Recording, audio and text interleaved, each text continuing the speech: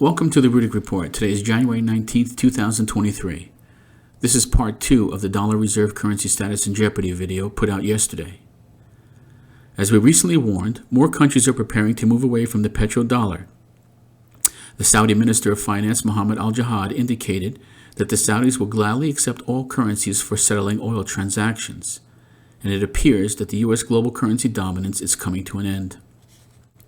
Not many truly understand what losing the reserve currency status means to their current financial standings or what it means for the financial future of this country.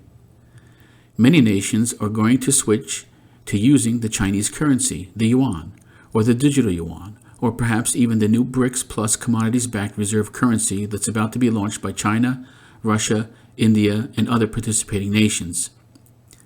The moving away from the petrodollar has huge implications for the United States. As countries dump the dollar in favor of other currencies, it means dollars will come flooding back to the United States because they will no longer need the dollar for trade and the dollar's value will weaken rapidly. The purchasing power of people will be substantially reduced because inflation of consumer goods will skyrocket. This doesn't happen overnight, but the wheel is in motion, and eventually anyone holding dollars will see their purchasing power fade away. It is yet uncertain what the White House's response will be, but if history is any indicator, the Fed will no doubt turn on the printing press and flood the market and economy with more dollars. This is not only creating a super recession or perhaps a depression, but will no doubt cause hyperinflation.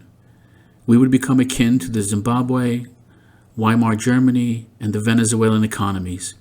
Make no mistake, this is the end game in motion, and you need to take steps to best prepare for this scenario. So some have sent emails asking what can a normal person do to prepare. And while I cannot provide financial advice in any way, I can only tell you what I'm doing. I feel that protecting your assets now is of utmost urgency. Think about what the wealthy are doing.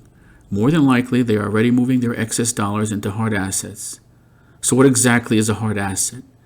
They include things like gold, silver, food, property, personal protection, or any other tangible item you can hold, touch, and feel. For instance, if you know that food is going to get ridiculously expensive, it makes sense to buy any extra food items you eat and store them away. So then, when the prices jump even higher than they are now, at least you have offset that additional cost by having it already on your shelves.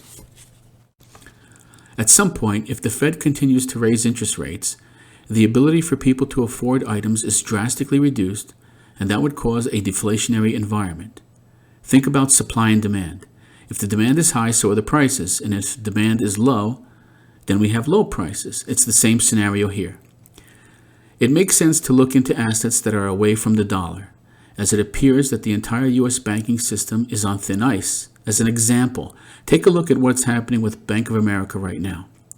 Some account holders, when trying to access their accounts, have come to find that there is no money in their accounts. Not only that, they are also having a difficult time speaking with customer service to rectify the situation, as Bank of America still has no idea what is taking place. People need to understand that we operate in a fractional banking environment.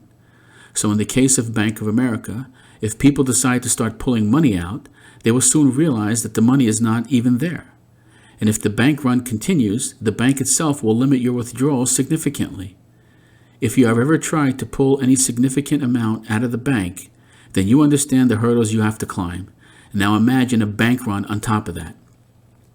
So please investigate strategies for asset diversification and reducing exposure to the dollar, or any dollar-denominated assets like bonds, stocks, etc., and the entire U.S. banking system, which seems increasingly fragile.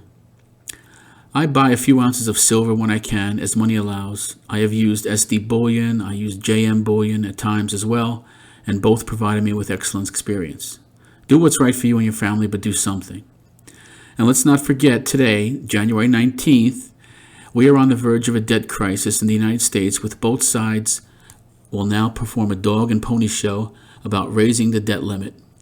The Republicans want some cuts, the Democrats want unlimited spending, which would only precipitate a collapse sooner. Either way, the country's in serious trouble.